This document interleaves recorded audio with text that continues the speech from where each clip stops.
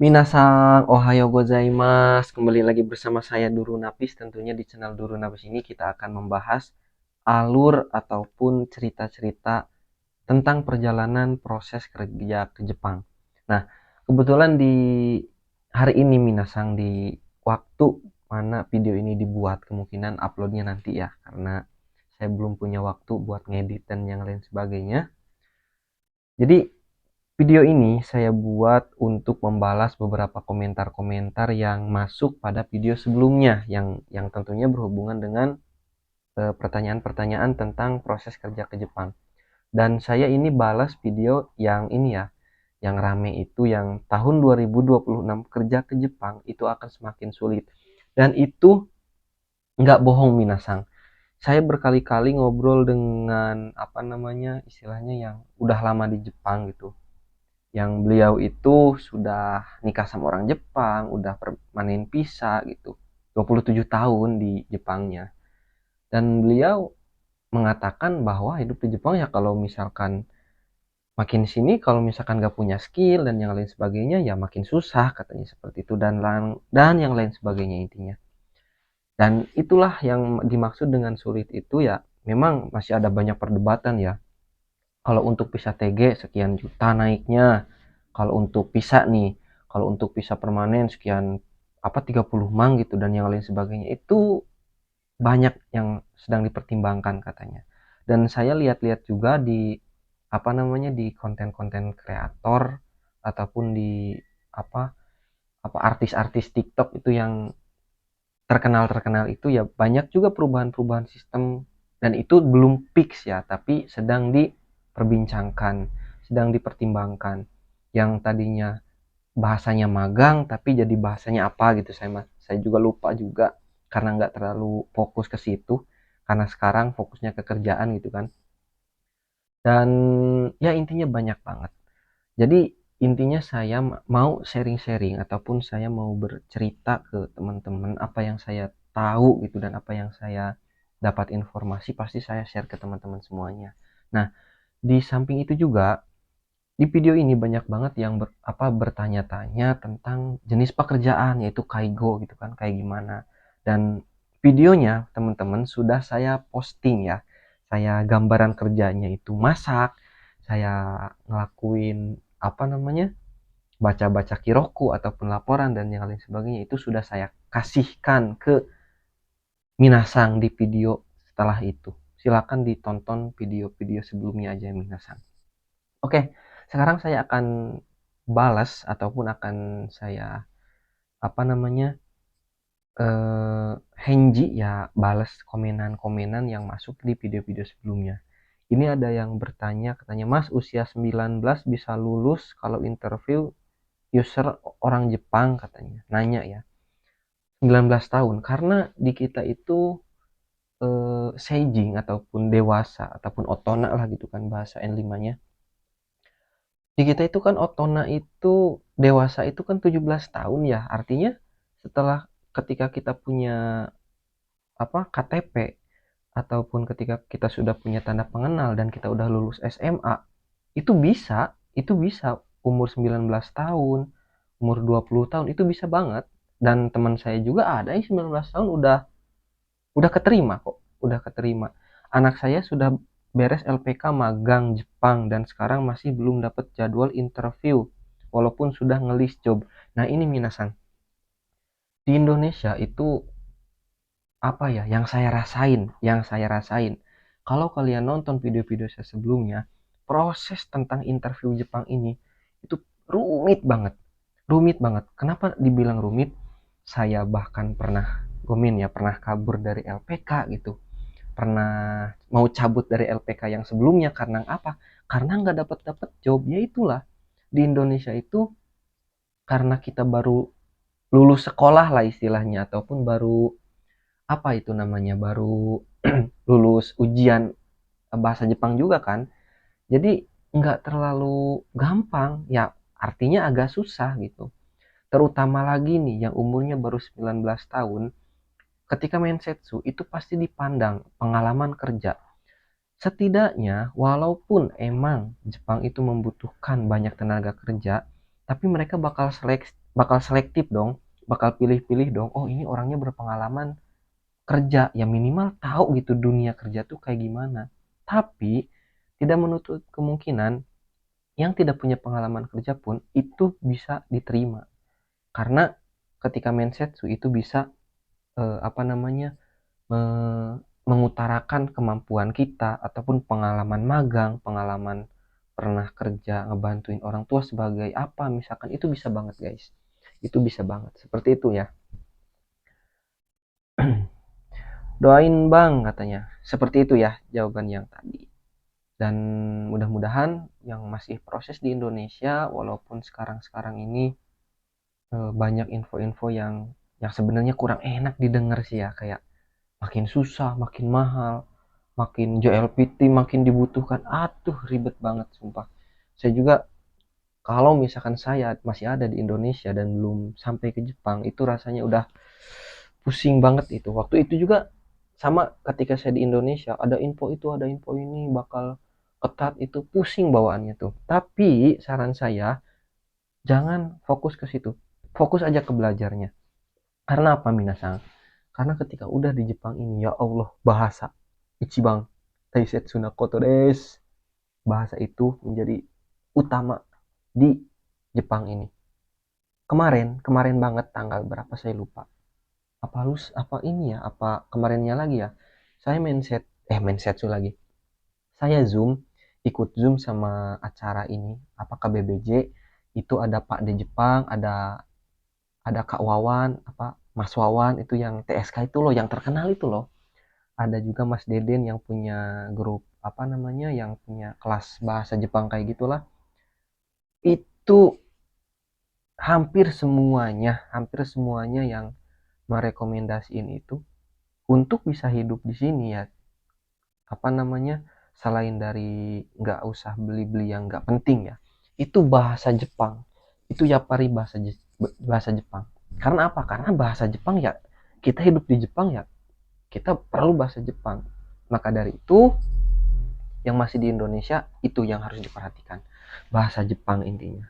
Gimana belajarnya? Banyak sekarang sistem belajar, banyak cara-cara belajar, banyak video-video yang ngegambarin gimana sih caranya belajar ini gitu, gimana sih cara belajarnya itu, gimana sih cara belajarnya bagi orang yang sibuk, gimana caranya apa namanya belajar ketika kerja ataupun saking sibuknya gimana cara bagi waktunya. Itu tuh nggak ada sebenarnya, nggak ada alasan sebenarnya. Yang ada itu hanya kita itu prioritas enggak terhadap tujuan kita. Seperti itu Minasa. Oke Deska, Bang doain saya dan kita semua yang lagi proses lulus. Amin ya Allah ya Rabbal Alamin. Semoga lulus ya Kak. Kalau saya lihat dari berita NHK ini masih mau diperdebatkan tentang visa dan izin tinggal dan yang permanen residen. Kalau yang udah disetujui itu tentang orang orang kaburan dan naturalisasi.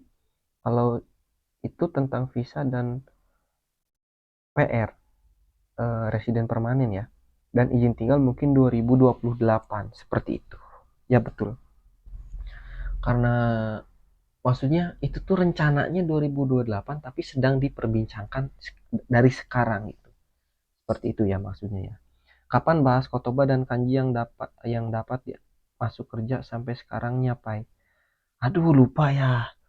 Saya tuh belum punya waktu loh, Ini sebenarnya nih jujur ya. Kalau boleh saya liatin nih. Nih, kotoba-kotoba yang saya dapat tuh. Saya ada sebenarnya. Cuman ini saya belum punya waktunya buat ini loh. Belum punya waktu buat ngedit-ngeditnya tuh, lihat. Ini kotoba-kotoba yang saya dapat ya, guys, ketika belajar. Kelihatan nggak? Semuanya ada tuh. Semuanya ada ya. Tentang kerjaan, tentang apa namanya, kotoba-kotoba baru itu. Aditya Ramansyah ini Kaigo juga nih kayaknya nih. Seperti itu, tapi inbox, coba Kak, inbox aja. Saya nanti nanti saya balas deh. Saya fotoin aja deh biar ini. Seperti itu. Vince lagi proses katanya jalur mandiri. Wih, sugoi, sugoi, sugoi, sugoi. Lagi cuaca dingin jangan lupa pakai lip balm. Ah, ini yang kemarin tuh. Pecah-pecah bibirnya. Pakai ini aja ya. Pakai apa itu namanya? Pakai semen aja biar nggak ini. Kakak kalau boleh tahu Joycare kota mana? Oh ini nanya ini nih nanya apa namanya? Nanya tentang LPK. Aku di Joycare Jogja waktu itu ya di Yogyakarta. Aku besok akhirnya OTW Bang Napis. Alhamdulillah ini orang saya lupa ini siapa namanya pakai kanji. Kanji apa ini? Kanji nama nggak tahu ya cara bacanya. Asari Noyama. Asari Noyama. Alhamdulillah lah ya yang mantengin terus sekarang masih pada nonton. Alhamdulillah syukur. Ini nih yang ada yang nanya nih. Jing Ying, nggak tahu nih nama YouTube-nya siapa. Kerja di bidang apa bang katanya. Saya kerja di bidang Kaigo kak. Kalau misalkan kakak pengen tahu apa itu Kaigo, itu saya udah bikin videonya di video sebelumnya. Dan itu ada tentang ngeplog ketika saya kerja gitu. Bukan ngeplog sih ya, ngeliatin dikit lah. Nggak sampai semuanya, nggak. Itu cuma ngeliatin posisi kerja saya bla bla bla bla kayak gitu. Gitu ya Minasang. Bang aku kan udah di Jepang kerja dan aku mau nanya kalau kerja gini kita harus fokus ke mana Bang? Pelajaran, kerjaan, bahasa atau kerjaannya? Soalnya yang saya magang Bang. Hmm, kalau abang magang, menurut saya yang diutamain itu bahasa. Tapi sebenarnya di Jepang ini nggak bisa kayak gitu guys. Di Jepang itu nggak bisa kayak pilih-pilih. Kerjaannya bahasa, kehidupannya bahasa, apa namanya ngomong sama orang ya bahasa. Intinya itu serba bahasa gitu. Itu yang saya rasain. Terutama saya kerjaan yang apa-apa bahasa. Ada orang sakit ngomong ya ke dokternya bahasa itu kita perlu ngomong bahasa Jepang yang pas itu ataupun yang cocok. Lalu apa ya kalau misalkan magang itu kan waktunya panjang ya. Artinya panjang itu dari magang itu masih bisa ke TG. Yang dimaksud panjang tuh seperti itu. Ya walaupun mungkin magangnya cuma 2 tahun atau 3 tahun, ya setelah magang itu dilanjut lagi ke TG 5 tahun. Jadi double gitu. Nggak kayak TG. Kalau TG kan cuma 5 tahun udah. Terkecuali mau TG2 atau Kaigo Fukushiki. Seperti itu. Jadi menurut saya kalau misalkan emang dibanding-bandingin dan emang targetnya mau lama di Jepang itu ya bahasa sih, karena ketika kita lancar bahasa ya kita bakal aman gitu, kehidupan bakal aman. Seperti itu guys. Anapis kalau kerja jadi kaigo tuh barengan sama teman-teman dari satu LPK apa sendiri-sendiri pas udah masuk kerja? Oke, jadi kalau untuk masalah tempat kerja ini ya Minasang, dia itu nanti masing-masing. Artinya masing-masing tuh gini, semisal dari LPK itu bareng, ada yang bareng 3 orang, ada yang bareng 2 orang.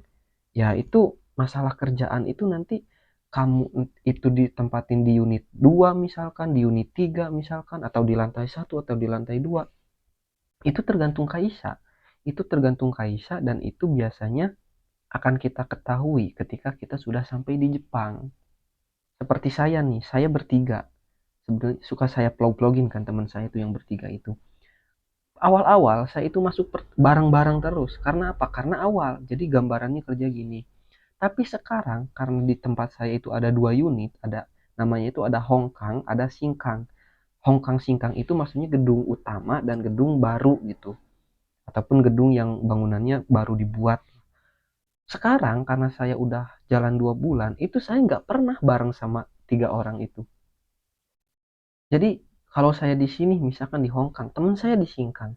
Kalau misalkan saya di Singkang, teman saya di lantai 2 misalkan kayak gitu. Jadi rolling terus kayak ada jadwalnya. Dan itu nggak usah diperdebatkan ataupun nggak usah dipikirkan masalah tempat kerja. Seperti itu Minasang. Yang terpenting adalah persiapan kita diri sendiri. Diri sendiri kita itu harus siap menghadapi orang Jepang intinya. Mau cirong kembali lagi ke bahasa. Seperti itu bahasa Jepang. Oke, seperti itu teman-teman, untuk jawaban ataupun untuk apa namanya, ngebalas video-video minasang ya, seperti itu ya. Karena kalau misalkan di ini, kalau misalkan di YouTube itu kan saya cuma nge-like like like doang, atau saya bahas ataupun saya jawab simple gitu kan, karena saya juga waktunya nggak terlalu panjang gitu kalau lagi kerja, dan kebetulan ini lagi libur minasang, saya juga mau belajar lagi nanti.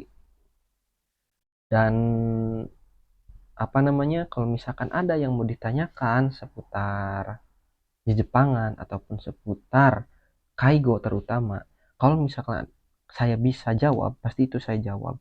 Tapi saya ngejawab juga bukan arti saya pinter dan saya bisa tahu semuanya ya, enggak. Saya paling ngejawab hal-hal yang biasa aja gitu, yang apa namanya, yang pernah saya lakuin, yang pernah saya ketahui gitu. Kalau misalkan Kaigo yang sulit-sulit, yang bagaimana itu Kaigo bakal kayak gimana, ataupun tentang Kaigo Fukushima, wah jauh, malah saya lagi nyari itu juga, lagi belajar. Jadi seperti itu minasang, intinya channel ini channel untuk sharing-sharing kita semuanya, terutama yang lagi berproses kerja ke Jepang, yang mandiri, yang di LPK. Pokoknya jangan lupa untuk komen, minimal, kalau mau nggak komen, di like dan di share juga. Oke minasang, jangan lupa like, komen, dan subscribe. Saigo made mite korete arigatou gozaimashita. Ya, otsukare sama deshita.